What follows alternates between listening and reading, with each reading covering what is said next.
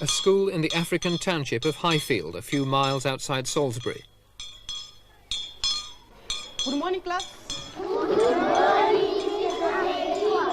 Rhodesia's next generation of Africans are being taught English, the language of their European masters. The teacher is Mary Gabella. Stand up. Jump. Jump again. Turn round. Turn round again. Now sit down.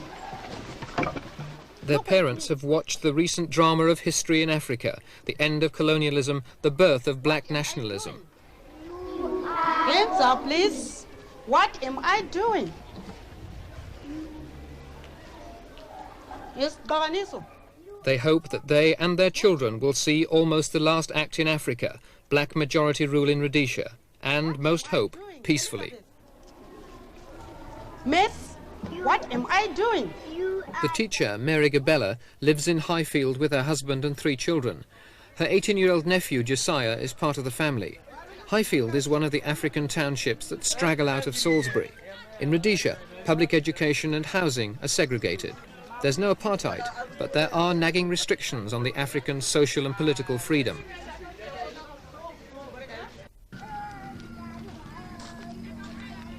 By African standards, the Gabellas are comfortably off. They're buying their own house. But their nephew Josiah is not as fortunate. Despite the fact he's got 5 O-levels, he can't find a job. Do you do this every day? Read the paper, look for a job? Yes, every day. And nearly every day I write an application letter. And what happens every day? Every day I receive a series of regrets. What about your friends that you were at school with? Are they in the same position as you? Yes, nobody is employed. I made them about 70% of them, they are not employed. 70% of the people you're at school with have no jobs either? Yes. Mary's husband George has a university degree and he works as a personnel officer.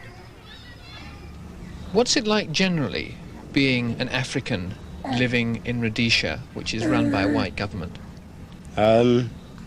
Frustrating. I cannot attend a meeting. A political meeting? Yep, which is well, it's illegal. If I did attend then, yeah, I knew it was illegal, you know. And such laws like I cannot drink in town after 7 o'clock. So I say, you know, there isn't that social freedom where you can do what you want, when you want it, and at whatever place you want it. What's the maximum period of time that you will be prepared to wait before majority rule? Well, I would love that it be 1 year, but I would say programmed between 2 and 5 years. But I wouldn't go beyond 5 years at all. Well, in this, I'm thinking more of my kids, you know. I believe they will have a future, sort of free future where they can decide their own destiny. You know, where they can go to any place at the restrictions of either being black or white. Like any other children of various countries where they can decide their own destiny and go where they want at the time they want. This is the sort of future I expect. Do you think the majority of Africans here do support the people who are fighting? I think they've got sympathies. I wouldn't say they quite support overtly like that, but they've got sympathies with people who are fighting. Why do you say that? Mainly because these people are coming into their own country and they are not usurpers from outside, you know. These are kids who were born here and who are coming back home trying to fight for their own rights, and therefore naturally would have sympathies with them, that if they won, then they will have one freedom for everyone. How do you see the future now? There are 2 ways I see the future.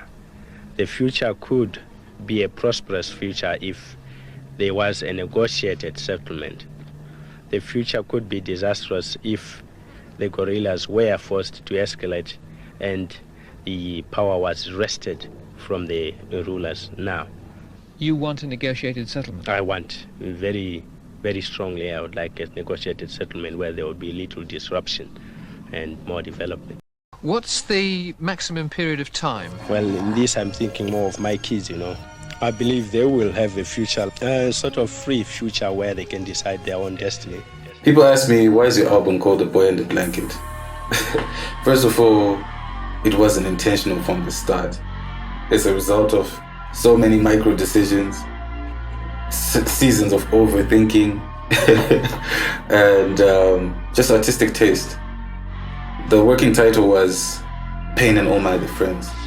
I thought the collection of songs I was putting together represents that story. But it got to a point where I felt like that title is too nebulous. It doesn't hone in on a singular concept, you know.